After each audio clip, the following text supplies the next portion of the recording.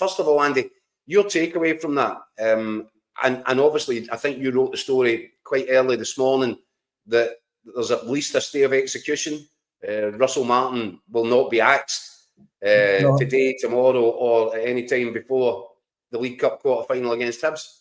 Our understanding is that the club, he still retains the support of the club, and there's been no change to that situation, even despite the quite remarkable scenes that we saw at Ibrox yesterday. I mean, literally throughout the game, pretty much to a man, the entire stadium calling for Russell Martin to go, telling him where to go in no uncertain terms. So, but as things stand, the Rangers board, the owners Andrew Kavanagh and Parag Marathi and the San Francisco 49ers are not of a mind to change things. Listen, that might change in time, depending on what happens certainly next week against Hibs in the Premier Sports quarter-final at Ibrox.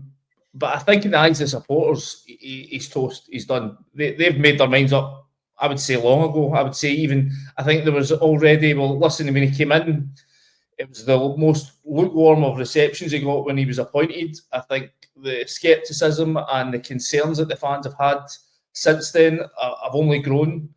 I remember when we discussed his appointment back in the summer, you were making the point quite rightly, Keith, that results got off to the kind of start that they have, he'd be under pressure. I argued that, listen, I think the club have been through far too many managers and they need to show some patience, and that I think he would be given a year's grace, but I think he would only be given a year's grace if he saw progress, if the supporters saw progress.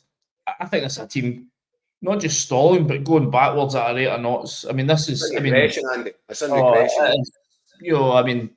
Listen, I think you're now past the point where Russell Martin has got to argue and fight for his job. I think he's probably one more defeat away from that decision being taken out of his hands. He'll be sacked. If he doesn't get a result next week against Hibs, I think that'll be the end for him. I just simply can't see how the supporters would stand for him to keep his job beyond that point. But so I think now the real questions have got to be asked of the new owners, because they have put a guy in charge who many supporters felt didn't have a CV that would justify him getting the job in the first place. And now we're 5 games into a league season, but they are 9 points behind Celtic. Celtic and Hearts. Yeah, so you're 5 games into a title race, and the title race is done in terms of Rangers. I mean, Hearts might go on and push Celtic. Right now, Rangers have got a job in their hands just to get in the top 6. They're a point above the relegation zone. Yes, it's only 5 points into 5 games into the season, but on current form, there's absolutely zero evidence that Rangers are going to be clucking anytime soon.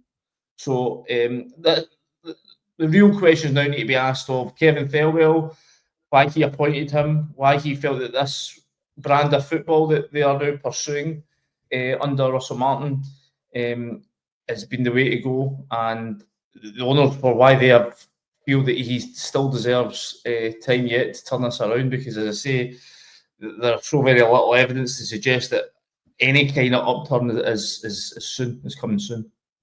Swanee, I think it's fair to say that Andy's probably quite surprised that Russell Martin hasn't been binned either last night, which I thought, by the way, and if you've got a sporting director doing his job, he makes that decision. I think that Kevin Thelwell is running about with his hair on fire now.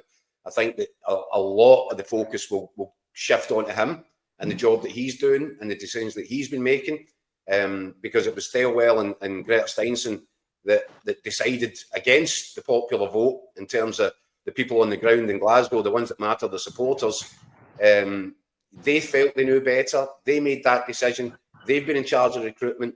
And then you've got a situation, Swanee, where Russell Martin, after the game, and we'll listen to this in a bit, Russell Martin says after the game that the players were scared. Now, if your recruitment department is supplying you with players that can't pluck up enough courage to pull on a shirt and go out and play in front of their home supporters, you've got an issue there. That suggests to me that due diligence hasn't been properly done. And that, again, points back to Kevin Thelwell. If I'm Andrew Kavanagh right now, after the mess that's been made of the first few months in charge, I'm looking at Kevin Thelwell and wondering, can I give him the responsibility to go and head up the next search for the next manager. Because Russell Martin's on the Green Mile. He's a dead man walking already, as far as I can